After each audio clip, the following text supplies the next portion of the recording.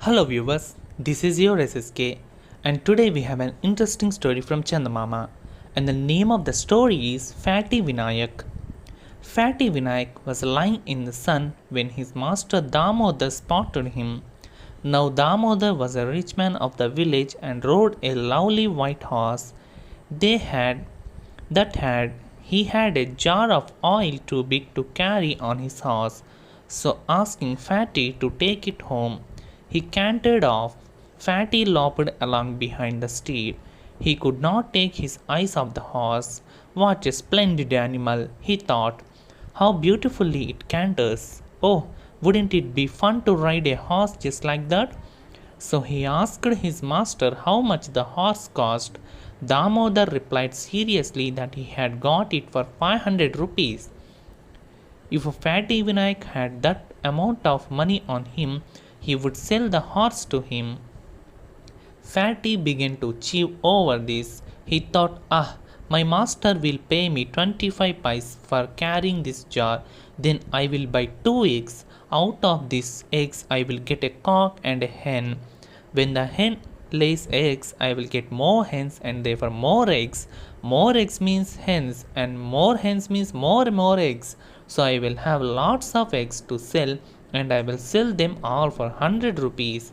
Then I will buy sheep for this money, and soon there will be a flock of sheep.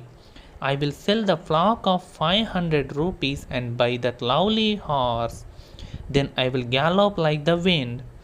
Lost in his daydream, Fatty held out his hands and flickered his wrist to imitate a horseman holding the reins.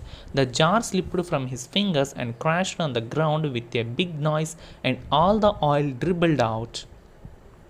Damodar stopped his horse on hearing the crash. Hastily, Fatty explained that it wasn't his fault at all. Thinking about the horse had brought it on. Then he related his daydream. Damodar became furious and said, "The jar of oil costs me 10 rupees. You will work for me without pay until you repay me 10 rupees worth of service." Fatty Vinayak meekly picked up the empty jar and followed his master home. Damodar has a dog which suffered from an open sore. All day long flies buzzed around it. Fatty was ordered to put some salve on the wound and drive off the flies. So Fatty switched his stick around and yelping with fear, the dog skulked away with the dumb, bumbling boy in pursuit.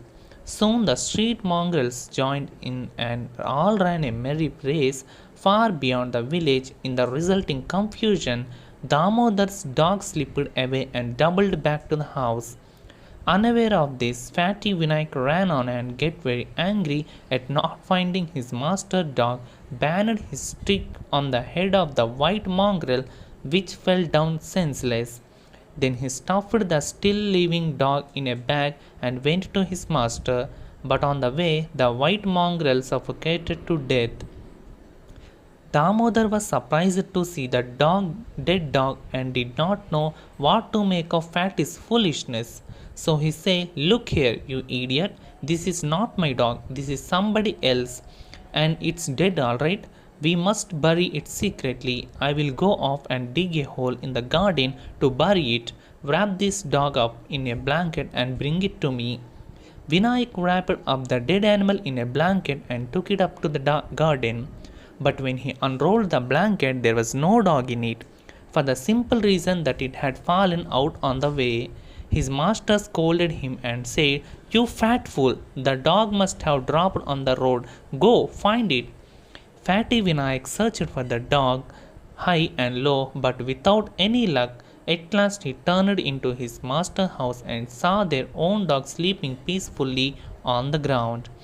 "So there you are, trying to escape, were you?" "Not anymore, not you," said Vinayak. Then he dragged the poor creature towards the garden. Damodar fairly shouted with rage when he saw his own pet and angrily inquired about the missing dog. Vinayak happily declared that it was indeed the dead dog. Somehow it had survived its fatal injury. Damodar, now beside himself with rage, said, "You dumb cloth! That is my dog, not a dead one, so go at once and find that other dog. Vinayak retraced his steps and went into the village. There he saw knots of people standing round the dead dog and discussing the mystery of its death.